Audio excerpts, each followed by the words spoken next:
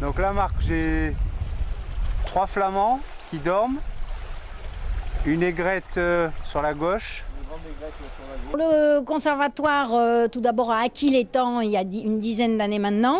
Le principe, c'est que le conservatoire confie la gestion aux collectivités, donc anciennement le département, aujourd'hui la collectivité, et que nous faisons un certain nombre de projets. Alors, projets d'aménagement, par exemple. Ici, à partir d'un vieil hangar, nous avons refait, il y a à peu près 2 ans, ce hangar en espace d'accueil du public, où peuvent également travailler les gardes du littoral qui travaillent quotidiennement sur le site.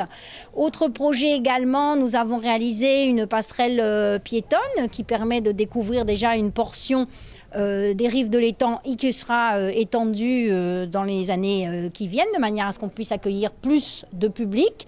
Autre élément important également, l'enlèvement d'un certain nombre de déchets. Il y en a encore, il y aura encore des activités de ce type. Et puis surtout, travailler aussi avec les professionnels et la collectivité pour maintenir en place les pêcheurs qui existent, peut-être essayer de refaire démarrer de la conchyliculture et également un gros travail en perspective sur un réaménagement du Gros qui permet finalement les échanges entre la mer et l'étang et qui permettent d'améliorer finalement la qualité de l'étang. Vous avez travaillé aussi avec l'Office de l'environnement de la Corse. Justement, quelles sont au quotidien vos relations avec l'Office de l'environnement de la Corse ? Alors ici, au quotidien, ce sont les gardes du littoral, une équipe de 6 personnes de gardes du littoral qui gèrent le site, c'est-à-dire qu'ils surveillent, ils renseignent le public, ils sont en relation évidemment avec la commune, les usagers. Donc ce sont des agents qui auparavant étaient des agents du département et qui maintenant sont des agents de la collectivité. Depuis le 1er janvier, forcément. Donc nous allons rediscuter bien sûr avec la collectivité les conventions que nous avions avant avec le département qui vont se transformer en convention avec la collectivité.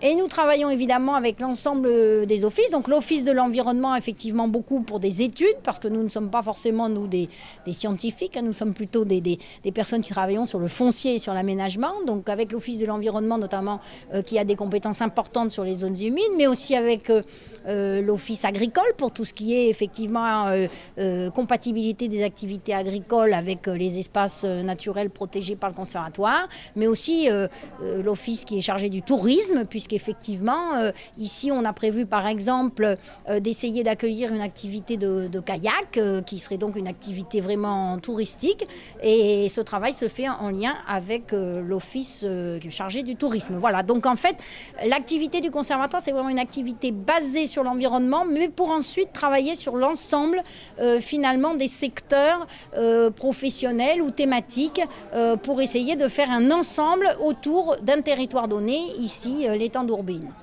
Questa inaugurazione è comunque un punto che mette davanti il lavoro che è stato fatto, è una giornata che è magnifica, primamente per il tempo che noi abbiamo, per il luogo dove noi siamo, lo stagno d'Urbino. Io la prima volta che vengo allo stagno d'Urbino non pensavo mica che era così grande, infatti è quasi un mare interiore che noi abbiamo a un livello di nostra spiaggia orientale ed è un luogo sicuro, ce l'ha fatto tutto il nostro possibile per preservarlo, perché la bellezza del nostro paese è uno di giraggio di puntelli maggiori che noi rappresentiamo mettendo davanti e che a tempo, a parte un momento che abbiamo da preservare tutti questi gioielli che noi abbiamo nel nostro paese, ci da permettere di noi di sviluppare in giro tutta un'economia e cada volta che il nostro paese da campamento. Chi è a politica generale giustamente dell'ufficio annonta i stagni, le bozzine e i laghi? Beh, dicevo che non si luoghi costi abbiamo dicevo una politica specifica, ce l'andà e ce la culla e andà per una protezione massima di questi luoghi. Oggi sappiamo, questi luoghi sono mica abbastanza protetti e visto il numero di gente che ci sono, soprattutto se abbiamo le buzzine, per esempio a Stadina, ci rendiamo conto che la gente passeggiano tanto e quando li attraversano, quando li si avvicinano ad un luogo come il lago di Unino, vediamo che oggi la gente sono di luogo e oggi è di nostra responsabilità di fare in maniera che ci sia più strade, che sia più fatte per andare verso una protezione totale di questi luoghi. Dunque questa politica oggi noi abbiamo provato di metterla in ballo e è una delle orientazioni che abbiamo provato di fare di maniera che il nostro figlio oggi a un livello di giraggio di sua attribuzione.